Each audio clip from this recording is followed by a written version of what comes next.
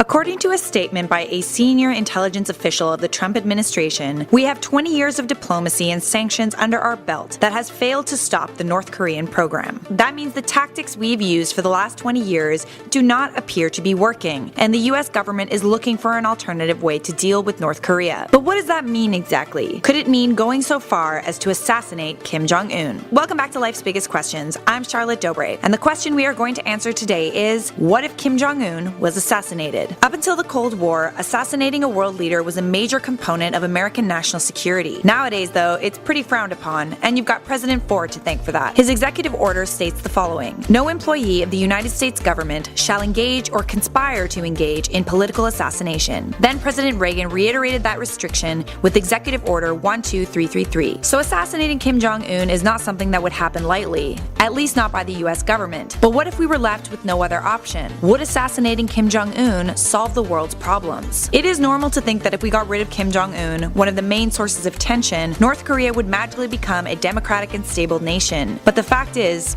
it wouldn't. In fact, it's likely the war would continue without him. North Korea is a nuclear weapons state, with missiles ready to take out the city of Seoul. That includes taking out the US military bases in Seoul. Kim Jong-un has been killing and imprisoning anyone who is even a small threat to his control. He even killed his own uncle and half-brother because of that. Are we really to assume that all the people close to him will suddenly turn against Kim Jong-un? Yes, many of them live in fear, but maybe there are many who are loyal to him as well, and those loyal to him could retaliate against the US if Kim Jong-un is assassinated. Not to mention, if you get rid of Kim Jong-un, someone will replace him as head of state. If that person is someone just as unpredictable, like perhaps Kim's sister Kim Yo-jong, that could be a problem. Kim Yo-jong is often seen behind Kim Jong-un in pictures, and has been rumored to have run the affairs of North Korea whenever her brother was sick. She's already an extremely powerful influence, almost like a White House chief of staff, and would likely retaliate should anything happen to her brother. Not a lot is known about Kim Yo-jong, but assassinating a head of state is an act of war, and would likely be responded to as such, especially if the next person in the line of power is someone who would want revenge. However, North Korea is a nation that is completely dependent on the cult of personality. As soon as something like an assassination is carried out on the supreme leader of North Korea, he's not so supreme anymore, is he? All of a sudden, Kim Jong-un becomes vulnerable, and that takes away the illusion of him being invincible. So what if someone decent and level-headed did succeed him? Kim Jong-un has assassinated several of his family members who sought to defy him. That means there are some whispers of reform among the people close to him, so maybe things would begin to change. But Kim Jong-un at this time has no clear successor, and because of that, the government could very well collapse, split in two, and civil war would likely break out. A civil war in North Korea would be devastating, a humanitarian disaster. The Kim dynasty has created so much instability. The economy is unsuccessful, the agriculture industry is barren, and the nuclear weapons program drains North Korea's resources. It's a pretty terrible thing to realize, but the singular leadership in North Korea is the one thing that's keeping it from falling apart. What do you think would happen if Kim Jong-un was assassinated? Let us know in the comments below, as well as any topics you would like to see next. I'm Charlotte Dobre for LBQ. Don't forget to like this video, share it with a friend, and subscribe for more answers.